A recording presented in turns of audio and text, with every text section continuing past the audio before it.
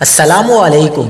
کراچی میں نامعلوم افراد ایک بار پھر سرگرم، گرین لائن بس پر حملہ، شرپسندوں نے پتھر برسا دیے۔ انتہائی افسوسناک خبر آ گئی۔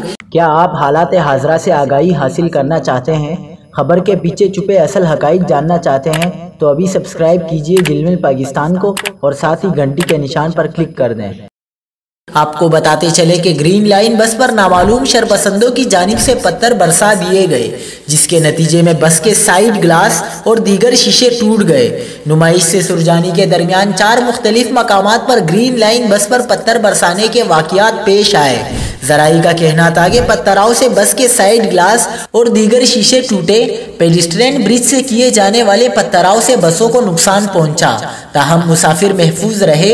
واقعات پر پولیس کو نامعلوم شرپسندوں کے خلاف درخواست جمع کرا دی گئی۔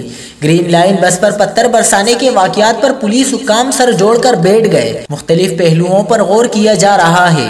واقعات نے گرین لائن منصوبے کی سیکیورٹی پر سوالات کھڑے کر دیے ہیں۔ 900 کیمروں، 250 سیکیورٹی اہلکاروں کی تعیناتی کا دعویٰ بھی کھوکھلا نکلا۔